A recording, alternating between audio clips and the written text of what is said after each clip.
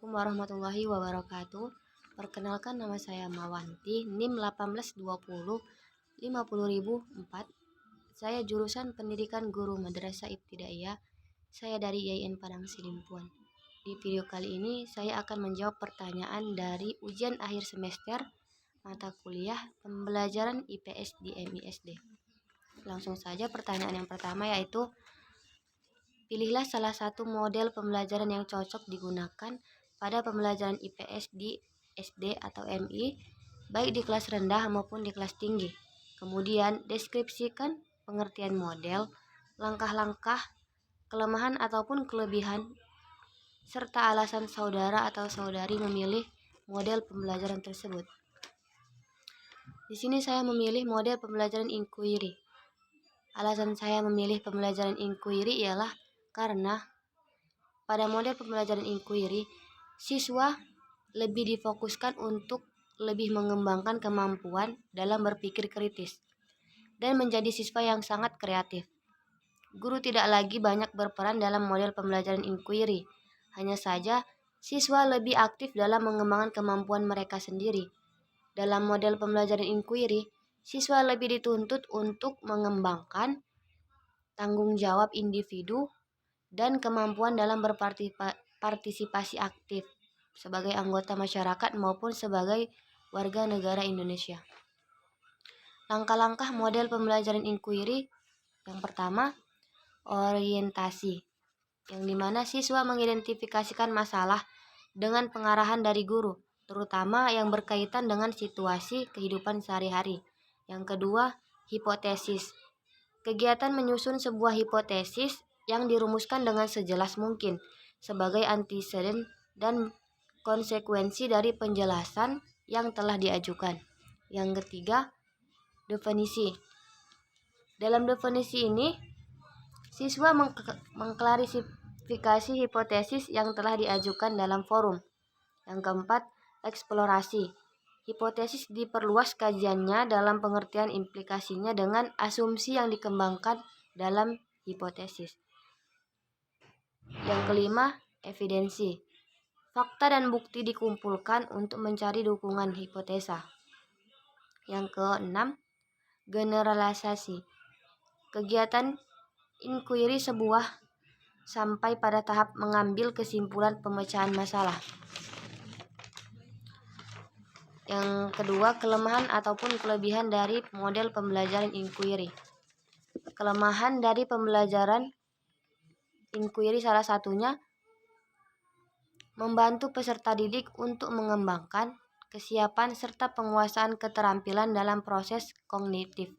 Yang kedua, peserta didik memperoleh pengetahuan secara individual sehingga dapat dimengerti dan mengendap dalam pikirannya.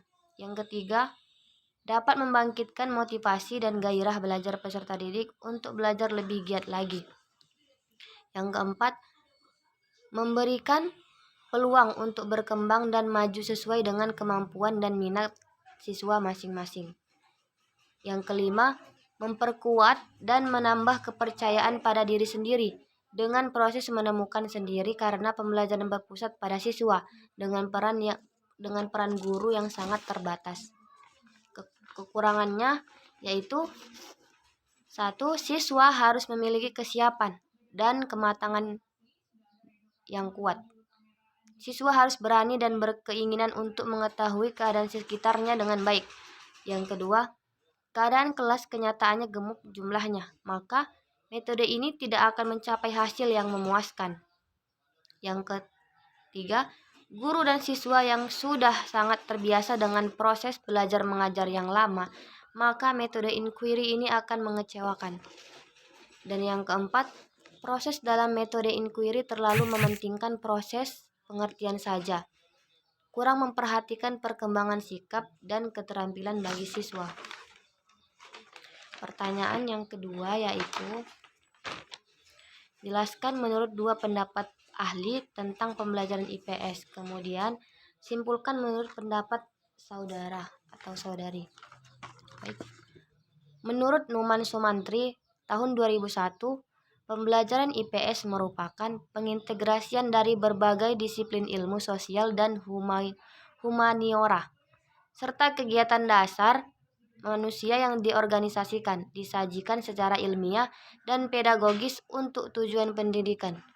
Yang kedua, menurut Trianto tahun 2010, pembelajaran IPS merupakan integrasi dari berbagai cabang ilmu-ilmu sosial seperti sosiologi, sejarah, geografi, ekonomi, politik, hukum, dan budaya yang dirumuskan atas dasar kenyataan dan fenomena sosial yang diwujudkan dalam suatu pendekatan dari aspek dan cabang-cabang ilmu sosial.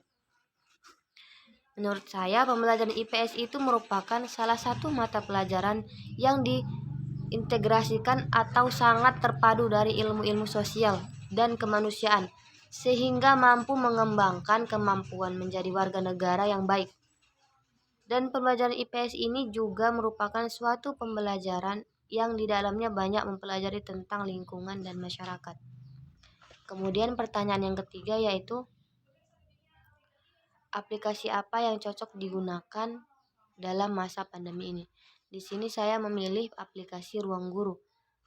Alasannya, karena dengan aplikasi Ruang Guru, guru juga bisa lebih mudah untuk menyampaikan materinya, dan siswa lebih leluasa untuk bertanya tentang materi yang disampaikan.